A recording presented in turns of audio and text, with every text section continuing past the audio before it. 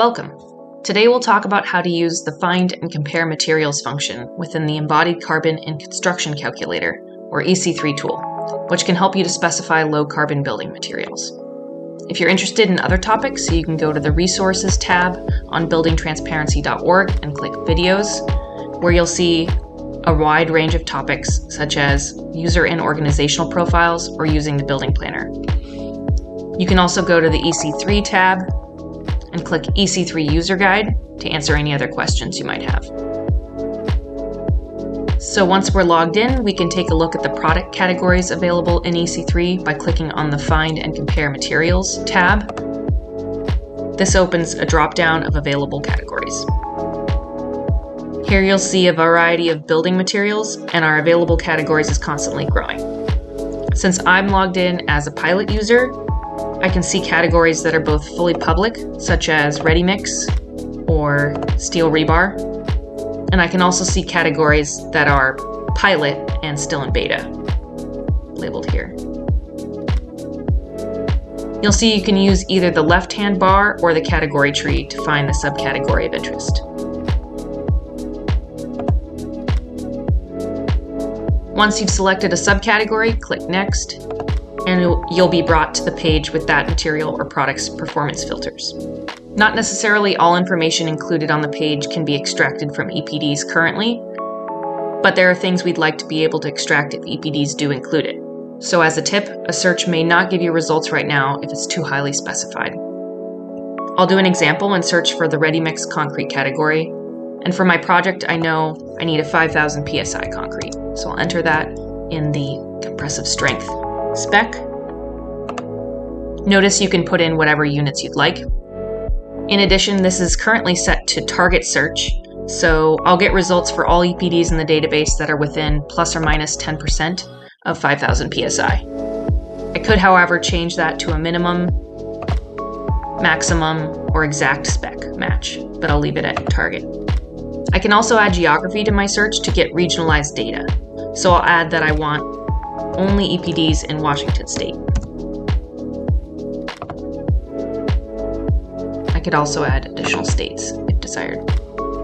Notice that you can click the More drop-down if you know that you want to do some more specific searching, such as finding EPDs from a specific PCR, or if you only want product EPDs to appear in your search. I'll leave industry EPDs in there. Then I'll click Search, and EPDs will be returned that meet my search criteria. As a reminder, the search chips remind you which filters have been included in the search, and you could go back and delete them to widen the search again.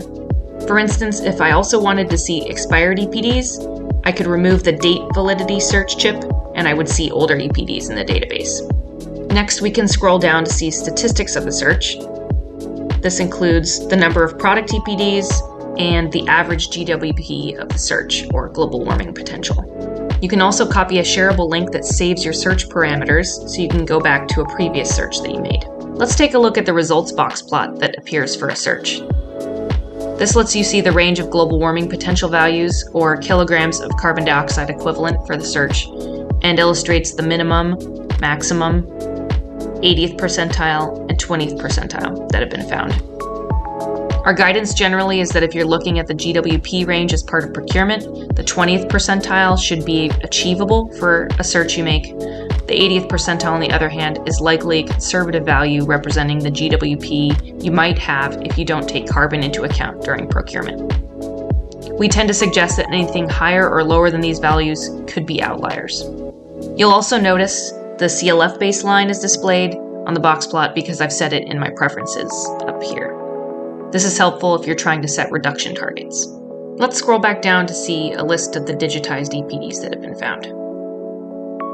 This information includes the subcategory, manufacturer, plant or plant group, mix ID, description, compressive strength, and GWP per declared unit. You can do various sorting and filtering functions. For instance, we could sort low to high GWP, or further refine your search by adding additional keywords here. The Compare By functionality takes you to a new image showing which manufacturers have EPDs for your search parameters and location. You can also do this for plants.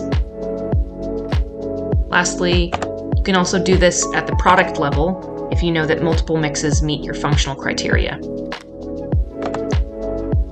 For example, take a few of these. If you scroll up, you see these mixes next to each other and with the full box plot. Now let's go back to the full list of EPDs found in the search. You can click Details if you just want a snapshot of the EPD without leaving the search screen. Alternatively, you can click Open to go directly to the digital EPD to look at all information captured.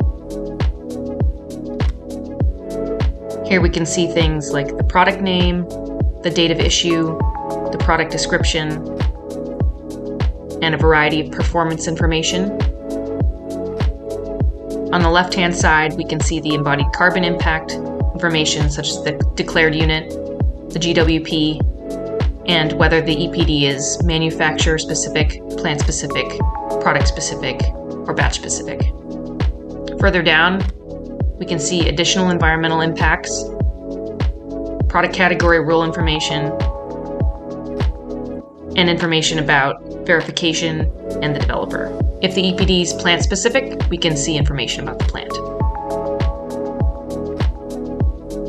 Now let's go back to the tab with our original search. If we click this drop-down, we see the industry EPDs found from the search. Similar to product EPDs, you can click Open to pull up the individual digitized EPD. You can also toggle the Participants button, which will show which manufacturers participated in the industry EPD if that's available. So to summarize,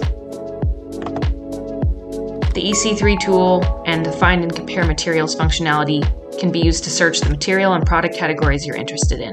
You can add performance criteria to hone in on the exact products you want, and then the EC3 tool helps you to look at the range of GWP values for your search and to look at individual digitized EPDs. Thanks for watching this video.